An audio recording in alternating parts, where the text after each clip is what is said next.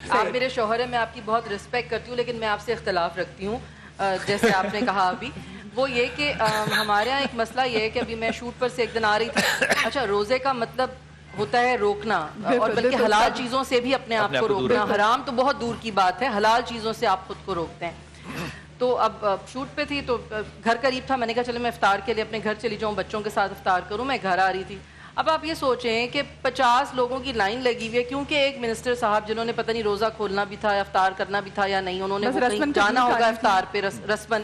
یہ بتائیے کہ کیا واقعی اپنی اصل زندگی میں وہ کردار جو لوگوں نے بنایا ہوتا ہے انسان کا, وہ مینٹین کرنا پڑتا ہے یا نیچرلی آ جاتا ہے؟ آئی تھنک اٹ ڈپینڈس کہ آپ خود کیسے ہیں. تو میرا تو ایک مسئلہ ہے کہ میں اندر اور باہر سے ایک جیسی ہوں. تو اگر جب میں لوگوں سے ملتی ہوں اور کسی سے بھی بات کرتی ہوں تو وہ مجھے یہی کہتے ہیں کہ لگتا نہیں ہے کہ آپ ٹی وی پہ ایکٹنگ کرتی ہیں, آپ تو ایسے ہی بولتی ہیں. تو میں نے کہا مجھ سے ایکٹنگ ہو بھی نہیں سکتی, میں تو ایسی ہوں جیسی بھی ہوں. تو میرا تو یہی مسئلہ ہے, اور آئی تھنک کیسر کا بھی یہی کچھ مسئلہ ہے. ایسا میرا مسئلہ بھی ایسا ہی ہے. میں غریب ماں باپ کی اولاد ہوں, ساری زندگی اپنے باپ کے ساتھ موٹر سائیکل پہ گزارا ہوں, لیکن یہ ٹی وی نے مجھے منسٹر بنا دیا, ایم پی اے بنا دیا, ایم این اے بنا دیا. اس وجہ سے میں پھنس گیا. اب مجبوراً مجھے کوئی اچھی گاڑی رکھنی پڑتی ہے سواری اپنے پاس, ورنہ پھر لوگ یہی کہتے ہیں کہ ٹی وی کے کنگلے, ٹی وی کے کنگلے. یہ اللہ عزت دیتے ہیں تو پھر سنبھالتے بھی اب وہی ہیں. یہ طرح کی ٹرمینالوجیز کیسے نہیں, یہ پہلے ہوتا تھا, اب بھی ہے, اب تو بہت بہتر نہیں. اچھا, یہ مجھے میری ایک دوست بھی ایک بار کہہ رہی کہ بھائی مجھے نہیں, ہماری فیلڈ میں, وہ بھی میڈیا انڈسٹری سے, وہ کہتی ہے ہماری فیلڈ میں تو مہنگے موبائل اور گاڑی مہنگی رکھنی پڑتی ہے, ورنہ لوگ آپ کو اسی پہ کیونکہ جج کرتے ہیں. ایگزیکٹلی, جس کی سب سے بڑی گاڑی ہوگی اس کی سب سے زیادہ عزت ہوگی. میں ابھی آج ایک ویڈیو دیکھ رہا تھا کیسر بھائی, اس میں سیریا کا ایک صدر ہے اسد, اور وہ سڑک پہ جا رہا ہے اور لوگوں سے ہاتھ ملاتا پھر رہا ہے. پھر وہ ایک شاپنگ مارکیٹ میں گھس گیا جہاں سے وہ مختلف چیزوں کو دیکھ رہا ہے اور خریداری کر رہا ہے. میں سوچ رہا تھا کمال ہے, ایک لٹا پٹھا ملک جو ہے اس کے صدر کو بھی کوئی پروٹوکول کی ضرورت نہیں ہے, اس کو کوئی ٹریفک نہیں روکنی, لوگوں کے ساتھ وہ ایک یوں ہے کیونکہ اس کو لوگوں سے اس کو اور لوگوں کو اس سے کوئی ڈر نہیں ہے. ہمارے ایک چھوٹا سا بھی آدمی جو ہو نا, جو کو اللہ تھوڑی سی طاقت دے دے, تو یقین کیجیے میں مثال دے رہا ہوں, آپ تو مثال دے رہے ہیں, میں نے ایکسپیرینس کیا, آپ بتائیں پھر میں بتاتی ہوں. لوگ ریسٹورینٹ میں آ رہے ہیں نا تو صرف 2-2.5 ہزار کا کھانا ہی کھانا ہے نا, وہاں بھی آپ سے سلام دو نا, وہ بڑے اکڑ کے لیں گے کہ ہم نے تو بھی کھانا ہے. یقین کیجیے گاڑی سے اتر رہے ہوتے ہیں تو ایک اور بات, لیکن جب ضرورت مند بن کے آتے ہیں تب ایک شخصیت ہی ڈفرنٹ ہوتی ہے. اس لیے میں ہمیشہ سوچتا ہوں, اللہ تعالیٰ معاف کرے, ججمنٹ کرنی نہیں چاہیے.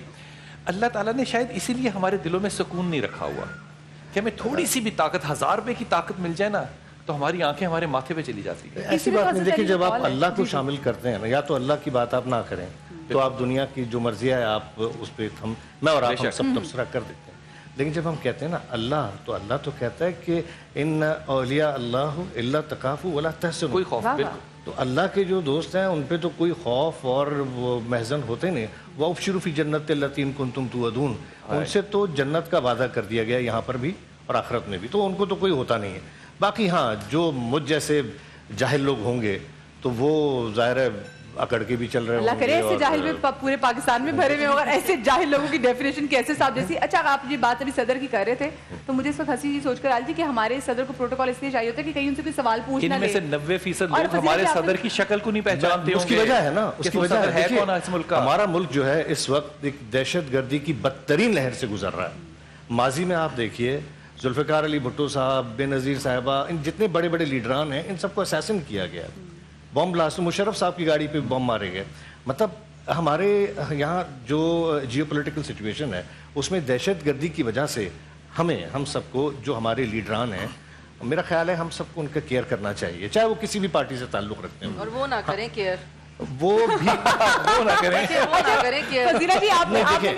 جب آپ کسی کو لیڈر بناتے ہیں, لیڈر مانتے ہیں, چاہے کسی سے کسی کا اختلاف بھی کیوں نہ ہو, لیکن جب آپ اس کو لیڈ کرنے کے لیے اجازت دیتے ہیں تو پھر اس کی حفاظت بھی کرنی پڑتی ہے. آپ میرے شوہر ہیں, میں آپ کی بہت رسپیکٹ کرتی ہوں, لیکن میں آپ سے اختلاف رکھتی ہوں.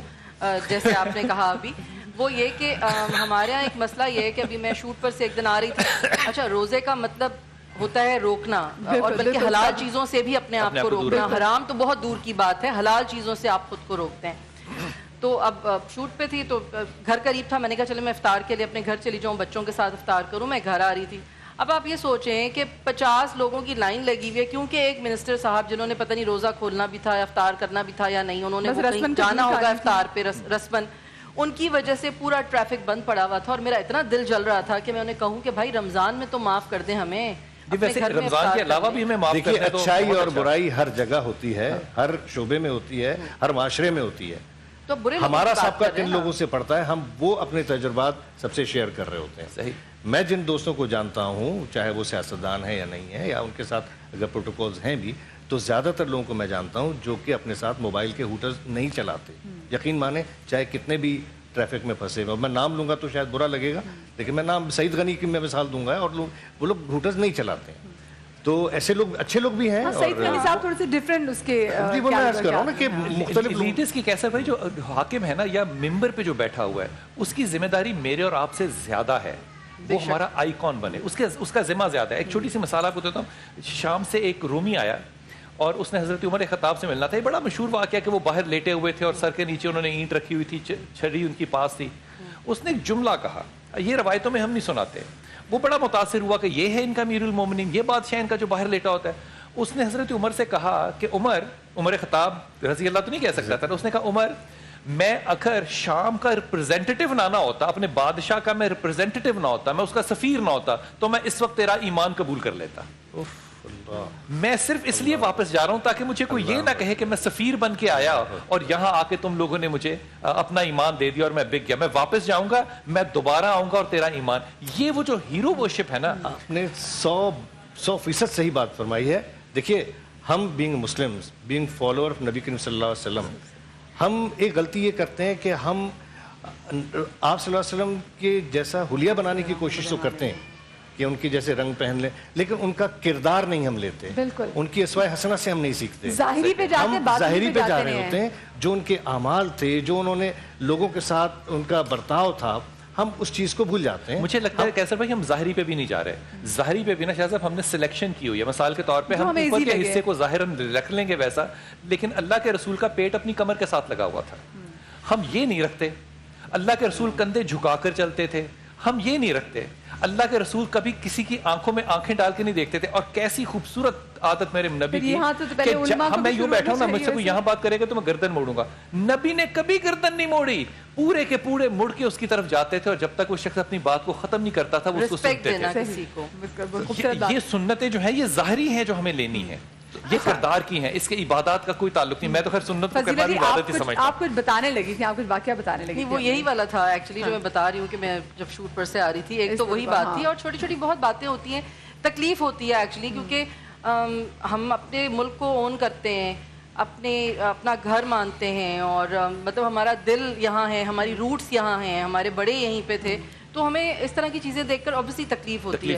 اور اس کے بعد پھر اپنے لوگوں کے لیے, مطلب ہم ہیں یا اور بھی جتنے لوگ یہاں ہیں وہ سب ٹیکس پیئرز ہیں, تو ان کے پیسے کو جس طرح سے استعمال کیا جاتا ہے ان کے لیے استعمال نہیں کیا جاتا, تو وہ سب چیزیں دیکھ کر اصل میں تکلیف ہوتی ہے. تو دل یہی کرتا ہے کہ بھائی جب کہیں بیٹھیں تو بات کر دیں, شاید کوئی سن لے, کسی تک بات پہنچ جائے.